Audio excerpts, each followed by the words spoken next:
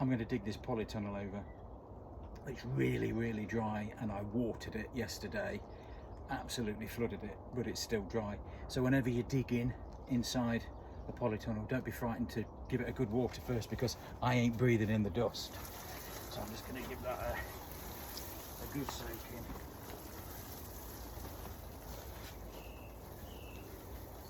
I grew pretty much a mixture in here last year. I grew lettuce, radish, coriander, spring onions. A succession planted. So I would plant things, plant seeds every sort of 3 to 4 weeks. And what I'm going to do with this is dig it over, get the moisture in. I put a sprinkling of bone meal on top and some fish blood and bone, and I've also put 3 bags of spent mushroom compost in. Now that will give it a bit of a zing, bit of organic matter, just to bulk up the soil.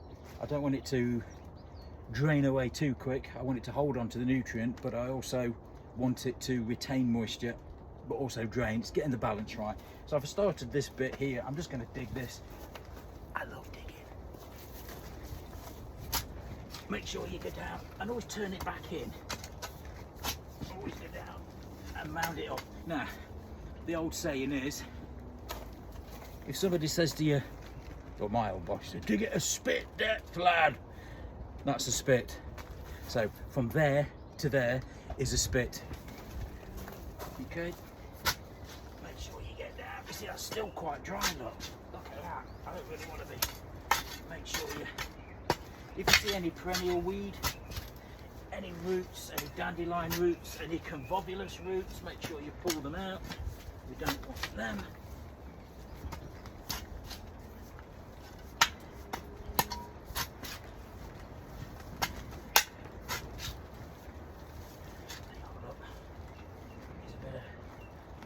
That looks like last year's coriander or basil. Traditionally, what you used to do, because digging is to bury weeds and manure. So you would have a trench. So this trench here, like that, you would have your trench. And what you used to do is where your weed was, provided it's not perennial, you would scrape, turn it in, but you'd also bury the manure into it as well. And make sure you don't get too high. Now, I've had many a year on a local authority. We used to dig the beds for floral displays. We used to double dig, so that's 2 spit depths. But we'd always mound it up, because it's easier to rake downhill than it is to rake uphill. Anyway, let's get this back on. I'll give this another water tonight. I'll give this another water, because it will dry out, and I don't want it to be too dry, but I also want to have enough nutrient in there as well. So, and the more water you get into the soil, its capacity to actually absorb more is better. Remember, always throw inwards, then you keep your path nice and clean.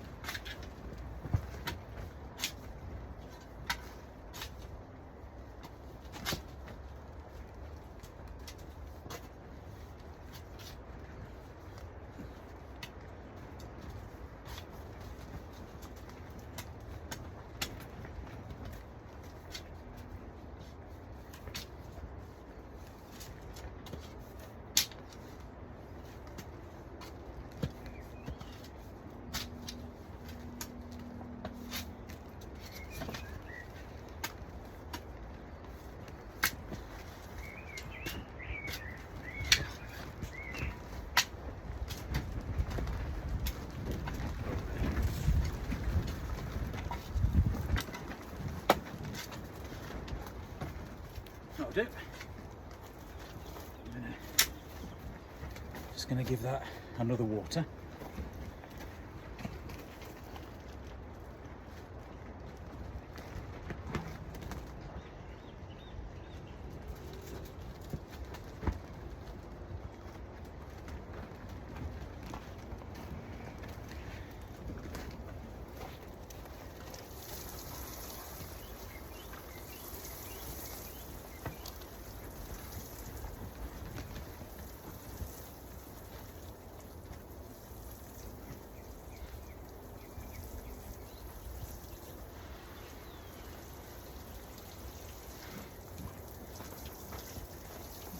That's all we need.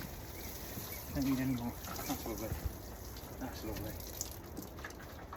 So probably tomorrow I'll rake that down, firm it, get it sort of level, then I'll stage out and I'll have a plan for what I'm going to sow. Possibly lettuce, coriander. I might put a few rows of carrots that side, bring them on a bit quicker. Definitely radishes. Definitely probably 2 or 3 different varieties of lettuce, and then succession them. So I'll plant some now, then I'll leave it 2 or 3 weeks, and I'll plant the next lot. So what you're doing there, you're not getting a glut. I made this mistake the first year. I got excited and I grew everything and it all come at once, and then you've just got a glut of food. And then I'm into my 4th year now, and your brain kicks in a bit. You think, okay, let's save a few packets of that seed, let's leave it a couple of weeks, and then we'll sow some more. So what you've got there is you've got a succession of fresh produce rather than a whole glut at one time. So I'm happy with that. I don't need to go down any deeper. I'm only sowing seed, I'm only sowing, like I've just mentioned to you. So root wise, it's not going to go down any more than 2 inches. That's great, because like I mentioned before, I've rotivated all these areas. The only problem with rotivating is it creates a pan. So where you've got the spade, so that's your spit depth. We call it a spit. So that's your spit depth. The rotavator will go down about a similar sort of depth, although you can alter it on the back. And what happens is when you continuously rotivate, you create what's called a pan. So that first sort of 8 to 12 inches is nice and soft, but below that it gets harder and it's not very good for drainage. So we need to break that up. So I tend to have a cycle of every 2 to 3 years. No, that's a lie. Every 3 years I will double dig, and I'll literally go down and break that pan underneath, so then it aids the drainage, because otherwise I'm going to have a lot of topsoil, really soft, but below it is just going to be solid. So you need to break that pan up. Right, that's me done. That side's ready now. It's hot as well. Speak soon.